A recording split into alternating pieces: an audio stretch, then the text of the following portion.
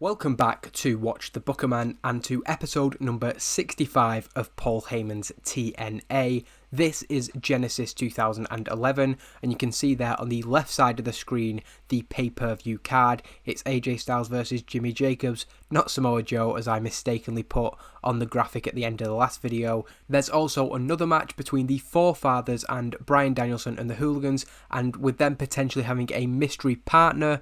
I couldn't actually put that into the pre-booking of the game. We can also see there the card for last year's Genesis. Of course, this is the first pay-per-view where we're doing the second edition of it, and fittingly, this was the last time that Kurt Angle was defeated in singles competition, and the last time that he was cleanly pinned inside a TNA ring.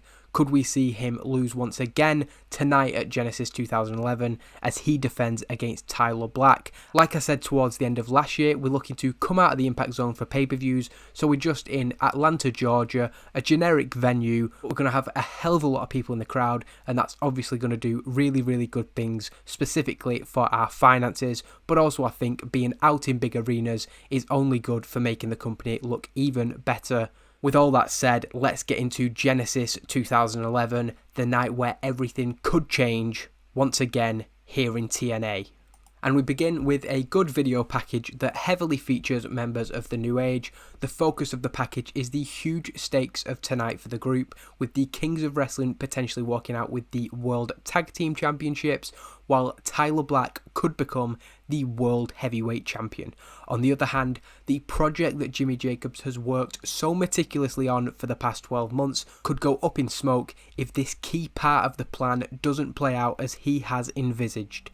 Whether they end the night clad in gold or are forced to go back to the drawing board, Genesis is certain to be a pivotal night in shaping the course that the New Age takes, and of course the effect that the New Age have had on TNA, it's going to change the future of this company as a whole. The question asked as the commentators introduce viewers to the show is again, could this be the night where everything changes once more in TNA? And we begin with the entrance of the Kings of Wrestling, joined by Jimmy Jacobs, and Jacobs takes a microphone saying that time is up for the Motor City Machine Guns and the Kings need their answer.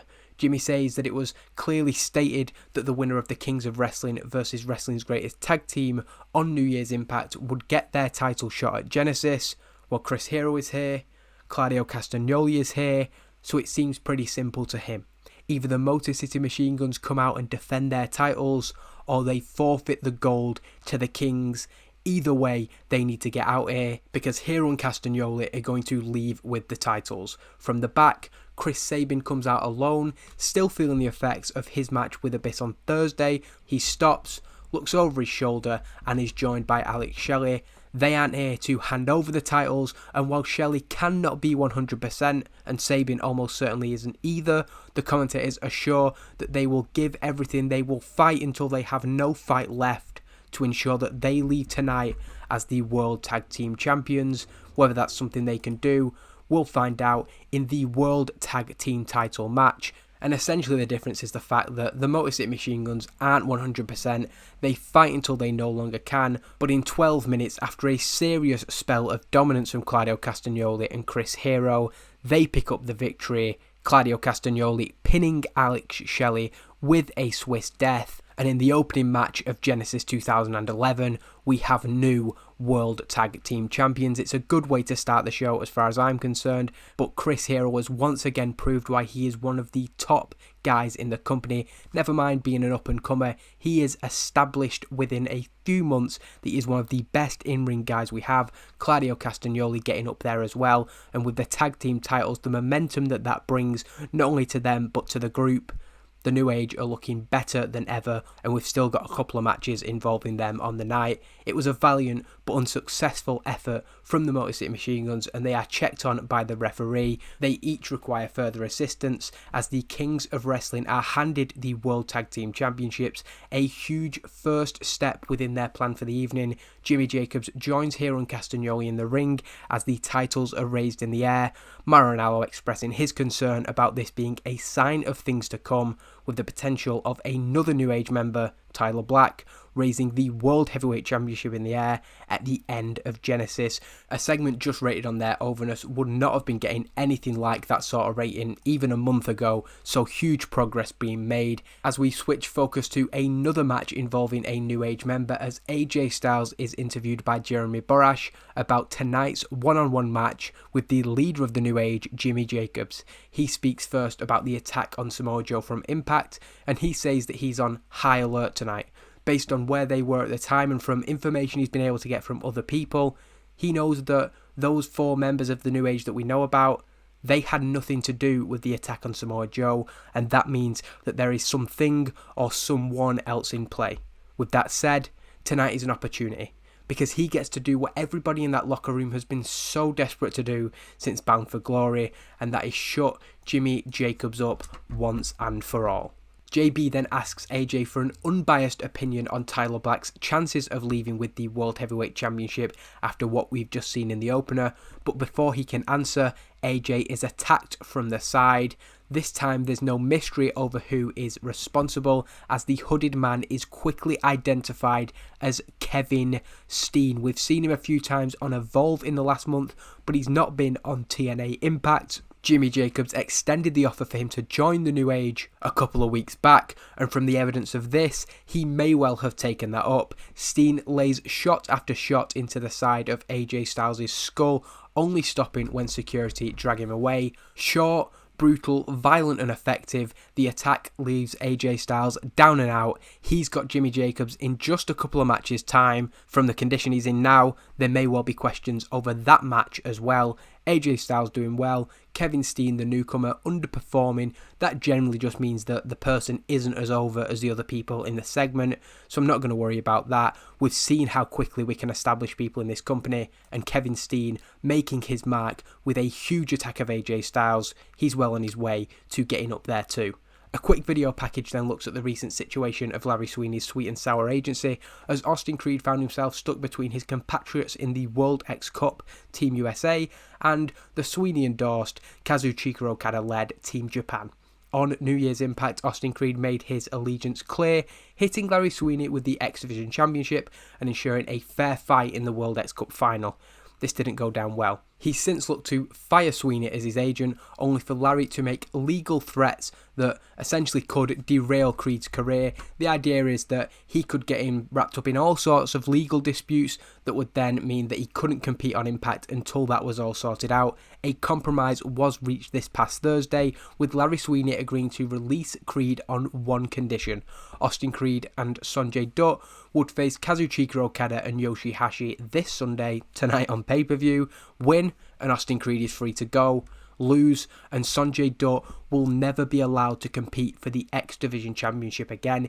He said that finally becoming the X Division Champion is his destiny, but if they lose tonight, that's a destiny that he will never achieve. And of course, with the stakes on the line, Larry Sweeney tries to get involved, but having been taken down by both men in the past, Sonjay Dutt at Bound for Glory and Creed on the aforementioned New Year's Impact, he's pretty tentative about getting physical with Creed and Dutt. The finish comes when Sonjay Dutt takes control. He sets up to hit Yoshihashi with his finisher, but Kazuchika Okada runs in. Creed blocks him off, drops him with a fireman's carry cutter. Yoshihashi is then left with Creed and Dutt, and eventually Austin Creed is able to pick up the victory with a hammerlock DDT. Yoshihashi unsurprisingly the weak link, the rest of them doing okay. Sonjay Dutt and Kazuchika Okada standing out, and it's a decent match, but moreover it hopefully is a little bit of a mid-card feel-good moment. A number of scares during the match, but Sonjay rejoins Austin Creed in the ring. He is officially free of Larry Sweeney's Sweet and Sour agency, and Sonjay Dutt remains free to challenge for the X Division Championship, with Sweet and Sour in the rearview mirror. Perhaps that is the next aim for Sonjay Dutt. Heading to the back, we see AJ Styles being checked on by medics in the back following the brutal attack carried out by Kevin Steen. While examinations continue, Styles pushes past the medical personnel. He's not listening to what the doctors have to say. He's got to make his way to the ring. He steps out the curtain, stomps down to the six sides, and he calls out whoever Jimmy Jacobs has got back there. He wants to fight them all right now. Out from the back first, Kevin Steen looks ready for more. He showed what he was capable of earlier, and he's not done. However, this time, Kevin Steen is confronted by the X Division champion Roderick Strong.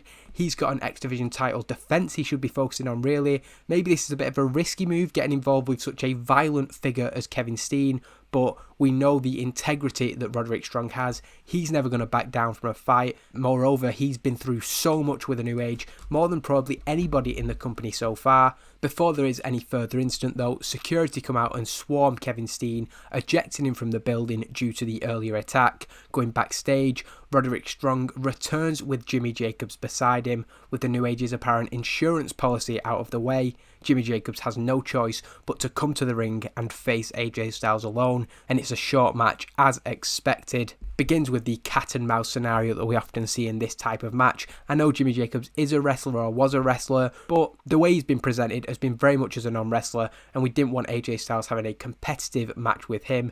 AJ is still selling the attack, so this does probably result in Jacobs lasting a little bit longer, but the adrenaline is keeping him going. He will not stop until he has beaten Jimmy Jacobs to a pulp. This only takes 4 minutes and 32 when he hits a Styles Clash to finish the match. He's happy to move on from Jacobs after 5 minutes, throws him out of the ring. The New Age leader finding himself without backup and was made to pay by the fired up Phenomenal One. While tonight can no longer be a clean sweep of victories for the New Age, their other ventures clearly take precedence tonight.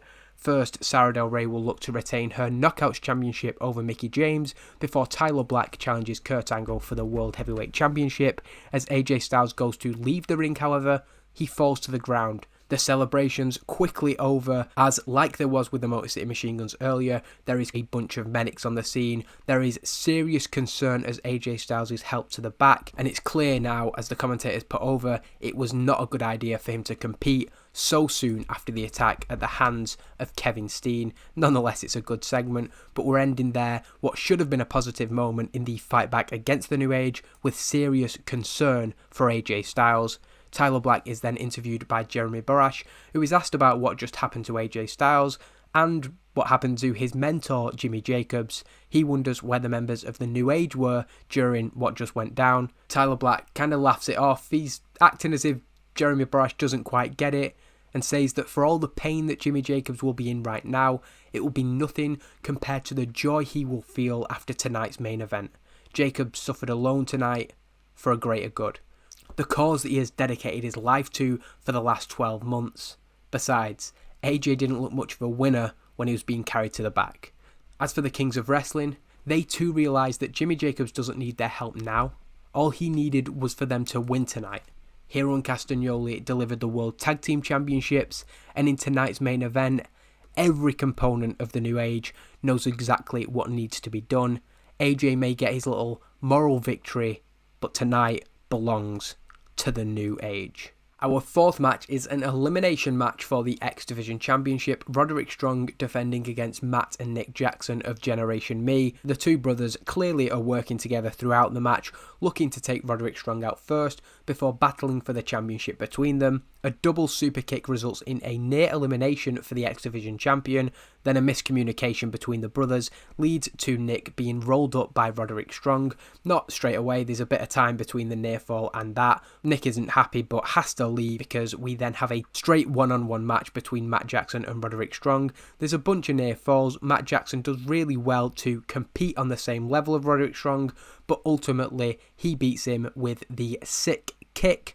A solidly rated high spots based match, designed really to showcase Nick and Matt Jackson, but nonetheless Roderick Strong makes a third successful defense of the X Division Championship. Roderick Strong is then handed his title after the match, having pinned both of his Team USA teammates to retain his title. Strong looks to his opponent down in the ring, perhaps hoping to initiate a handshake or at least some kind of acknowledgement that despite what happened, despite the match getting a little bit heated, they're still good friends. Matt Jackson, however, ignores this, elects to roll out of the ring. Maybe you didn't see it, but it seems more likely that it's a bit of sour grapes there. Strong doesn't think too much of it, however. He remains focused on a big win here at Genesis 2011. A good night for him, continuing what has been a brilliant year for him.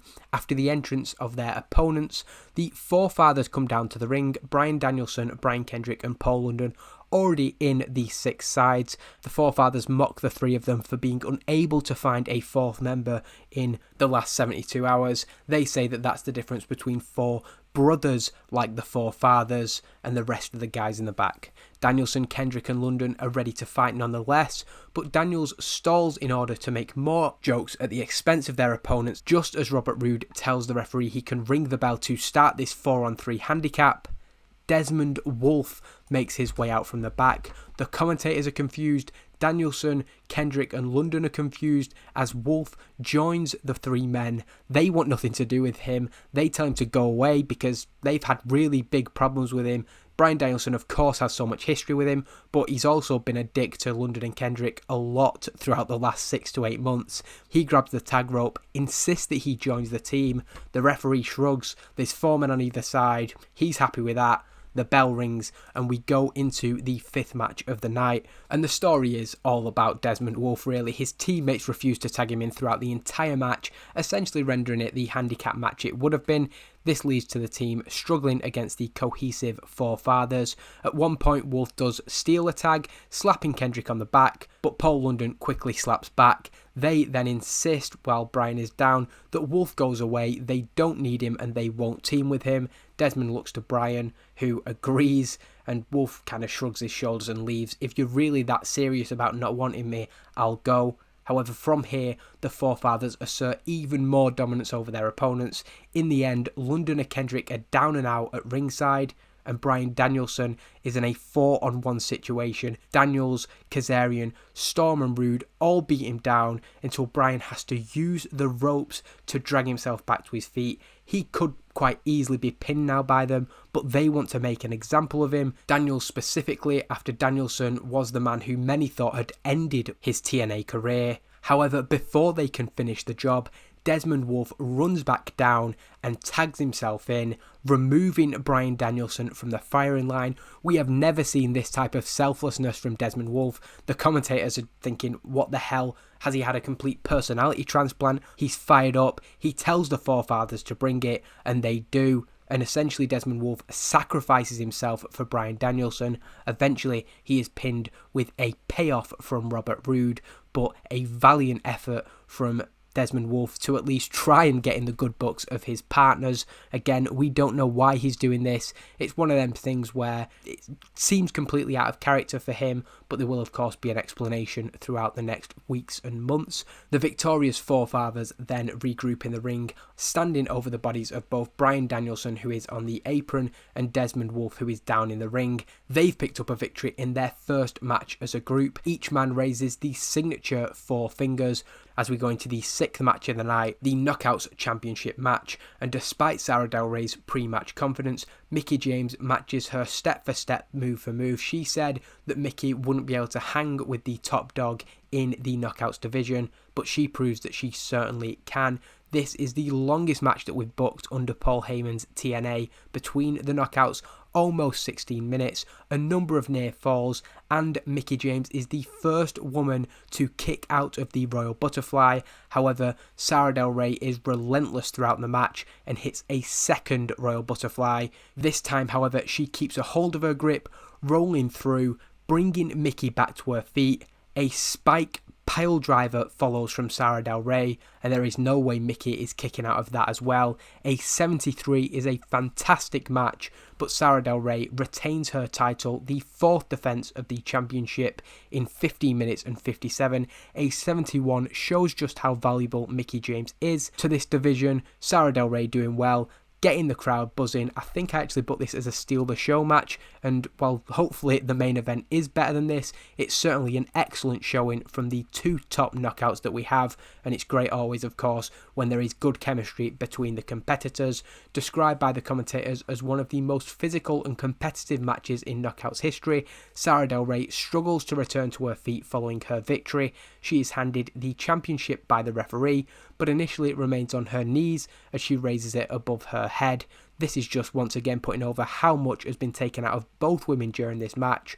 Mickie James lays out in the ring, as yet unmoved, following the spike pile driver which ended the match. Tara checks on her partner as Sara Del Rey finally returns to her feet. Tara was at ringside during the match, but there was nothing she could do with Sara Del Rey on the form that she was. The Queen of Wrestling has ensured another championship leaves with the New Age tonight, and the commentators are starting to feel like maybe this could be the New Age's night after all. A 72, all across the board, we're definitely seeing improvements to the ratings, and we've got to hope that this main event can deliver on a similar note.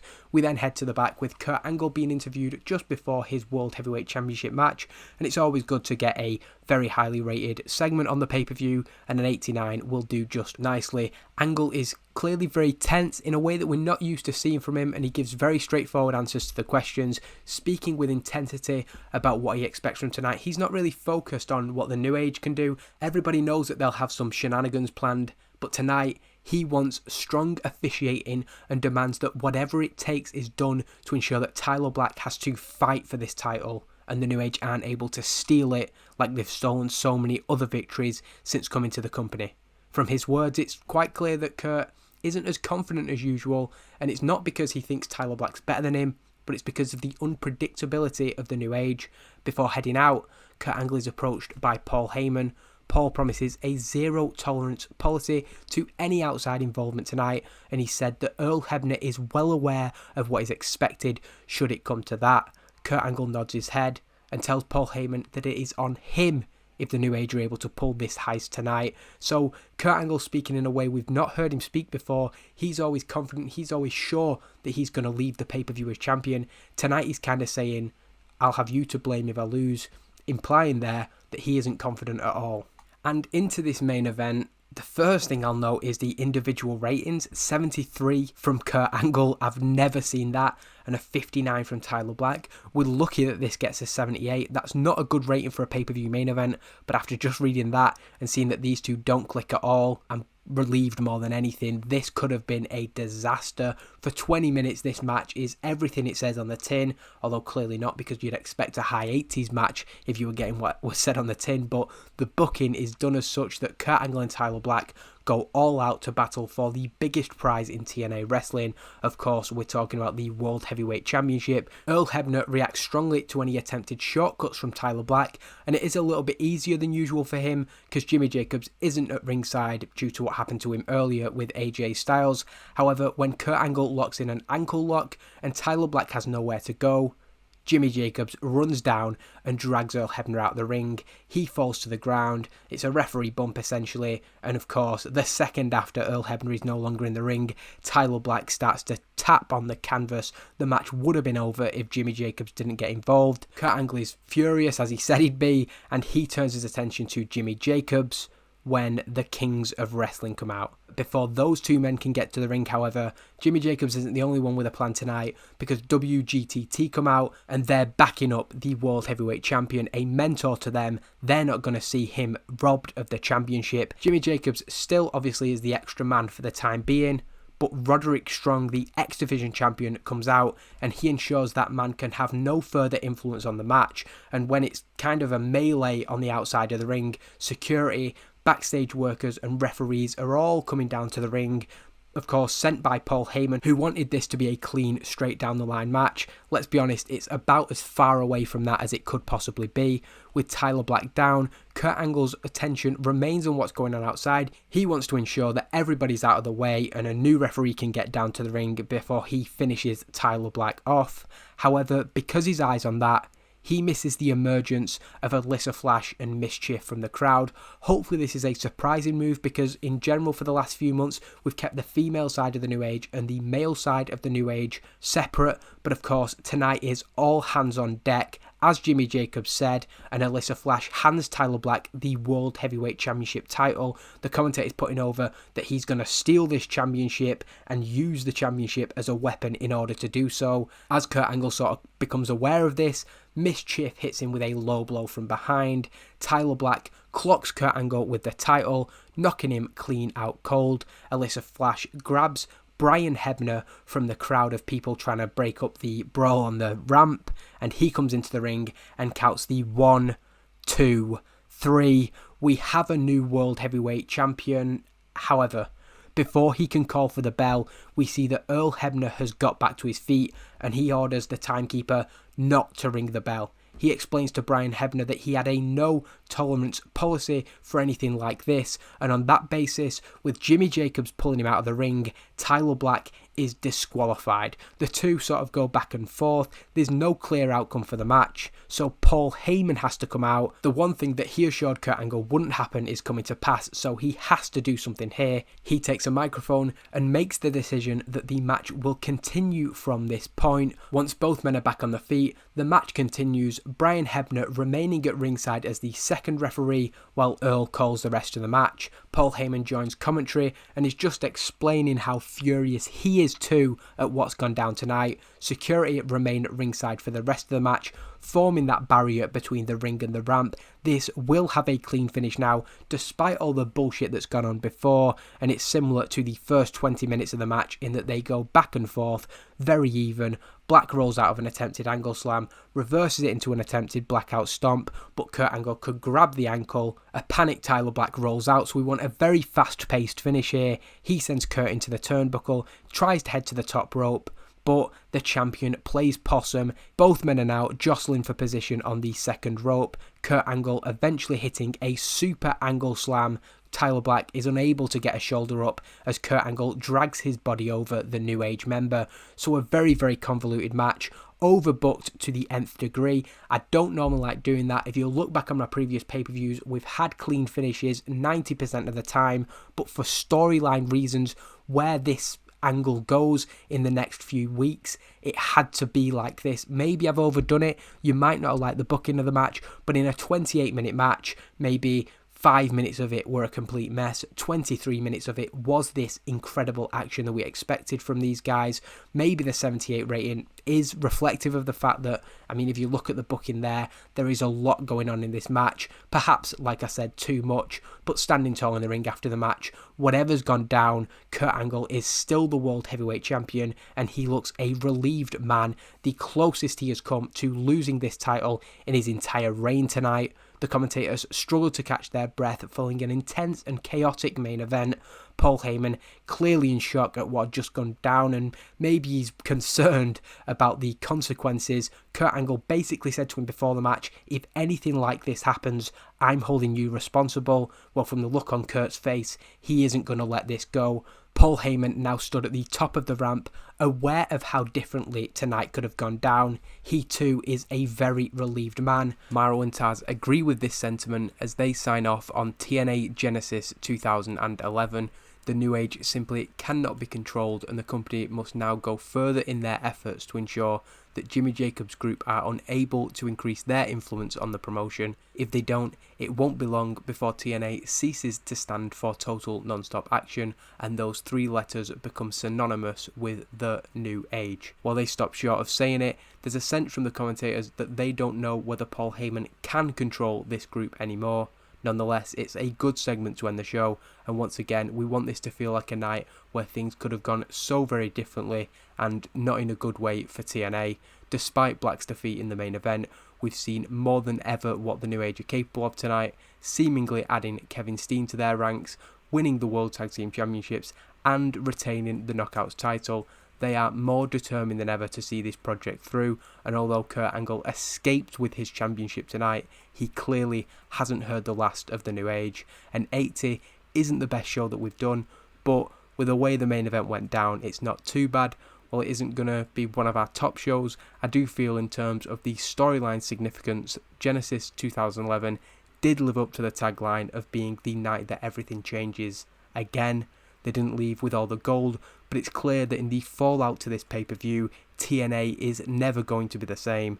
I'm hoping that came across and people feel like this storyline is reaching the next level now. With so much focus on the New Age, there's not much else to say really, other than thank you for watching, and hopefully you'll join me for the fallout to tonight's show this week on Impact with what we've got penciled in. This is going to be a really, really big episode of Impact, and I can't wait to share what I've got planned.